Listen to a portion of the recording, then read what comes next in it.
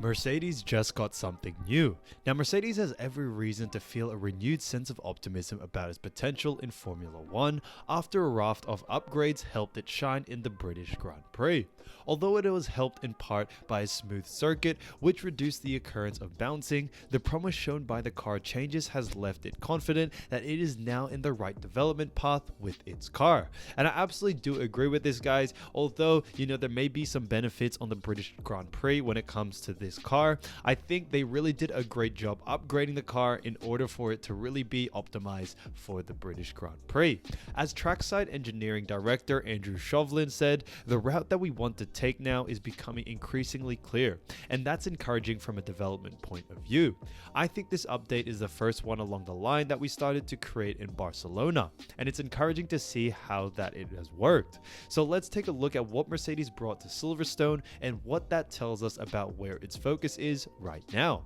While the list of new items noted in the pre-event automobile display was extensive, a change made to its front wing was not mentioned, so did not much have focus on it. It escaped attention largely because there were no new parts involved. The change is visually disarming. The dive plane, which has always been moved down to the lower position on the end plate, is the same item. You can see the scars on the wing where the dive plane once lived, and I think it is honestly fantastic how they have made these adjustments. They aren't really your usual adjustments you make to a car, and it does show the Mercedes team behind it are very experienced and know how to take this to that next level. So when it comes to all this, the change might seem quite small, but its repositioning will result in the wing performing quite differently. For example, both the passage of the airflow and how the pressure builds across the surface affects their interaction with the other surfaces, such as Mercedes' unique flap and end plate interaction below.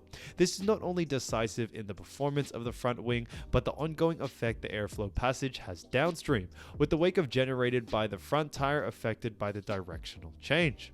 The floor, which we'll cover shortly, has garnered more attention owing to the problems that Mercedes has encountered this season. So there are a lot of problems that Mercedes have encountered this season, and it's really hard to put one pinpoint reason because of it. And I love how the team behind it are really throwing everything out the window and to see what really is causing all these problems. However, the changes made to the car's front end should not be downplayed either, as it is certainly significant when we considered how it will set up flow structures that will also be beneficial downstream.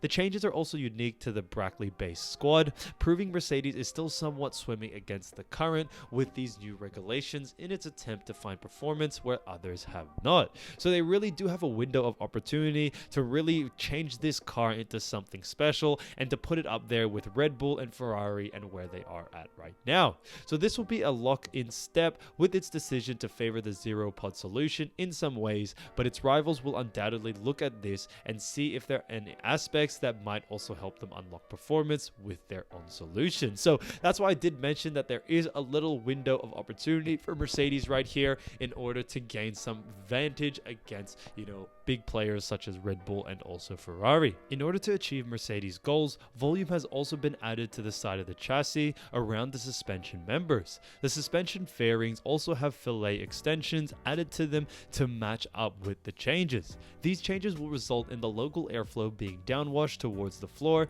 and side pods, with the canards on the side of the chassis also reprofiled and repositioned in order to maximize the new flow conditions that have been created. In order that these changes are fully maximized, there will likely be future optimizations made. For now though, in order for their aerodynamic aims to be met with various services improved, both the bib wing and floor fences have also been modified as part of the overhaul. Mercedes also conjure up yet another new design for the edge of its floor. At the center of the redesign remains the DNA of the existing solution, with the scythe-shaped edge wing section still forming part of the solution, albeit have been extended forward to feature the upturned extractor section. This section of the floor is extremely similar to the design employed by McLaren, albeit Mercedes has opted for what McLaren did originally, with only 3 strakes used to coerce the direction of the airflow as it's extracted out from under the floor. McLaren now have 5. The edge of the Mercedes floor alongside with the detached scythe-like section of the edge wing is now fully decked out with a metallic finish to help reduce any flexion that might occur. while a new, more robust stay has been supplanted in the middle of this section too.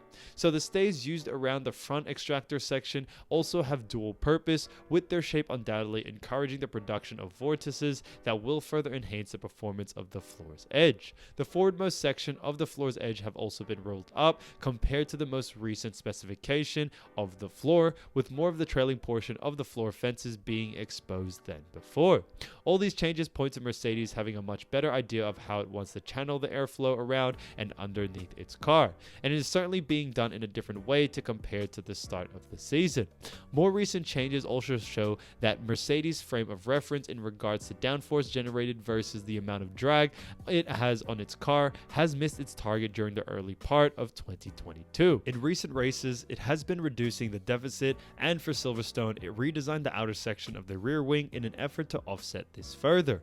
The changes made for Silverstone revolve around the rolled tip section, with Mercedes flattening out the upper section, thus stretching the wing span and altering how the tip vortex will form. So the updates that have been going on, I think, are honestly fantastic, but can Mercedes keep up the British Grand Prix momentum, especially with the Austrian Grand Prix just around the corner? And probably by the time you're watching this, it's probably already happened. Lewis Hamilton is optimistic Mercedes have reached a turning point in their 2022 season, although there are doubts F1's world champions will be as competitive as the weekend's Austrian GP as they were at Silverstone. At the British Grand Prix, Mercedes and Hamilton were both in contention for a win for the first time this season, with an ill-timed safety car eventually denting their hopes. The British driver finished third at his home race. "I think it's hugely encouraging that we were in the fight," said Hamilton. "We had an upgrade. I think the race pace was definitely promised. I don't think we're in a winning position yet, but we're not far away." So I absolutely love the optimism that Hamilton has when it comes to what is next up for Mercedes. So if you haven't watched it already, guys, like I said, by the time you're watching this video, the Austrian Grand Prix probably have already happened. But as of filming this video, it's only been the qualifying, and in the qualifying, you did see Hamilton and also Russell spin out. It was unfortunate, but I think they still did a good job, even though they weren't able to make it into pole position or even on podium position.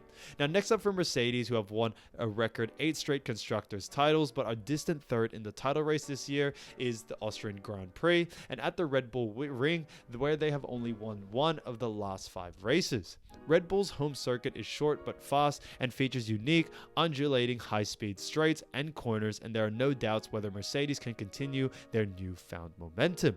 So I think it will be interesting to see how this all plays out. I think what Mercedes have done over the past couple of Grand Prix is really develop into something where they're pushing the boundaries as much as they can. So I think they're doing an absolutely fantastic job. The Mercedes team have really done what they can with what they are given, and I think, although it isn't the outcome we have wanted so far as Mercedes fans, I have no doubt that they are going to be able to pull this around. They have the right team, they have the right drivers. Now they just need to get the car up to speed when it comes to comparing them to Red Bull and also, other teams such as Ferrari. So Red Bull and Ferrari have been pretty good so far. I do see Mercedes, though, catching up as time goes on, and I think that's a good sign for next season as well, that they can come back even stronger. So I did want to say, guys, thank you so much for watching today's video. I hope you did enjoy it. Let me know down in the comments what you think, and I'll see you soon. Peace.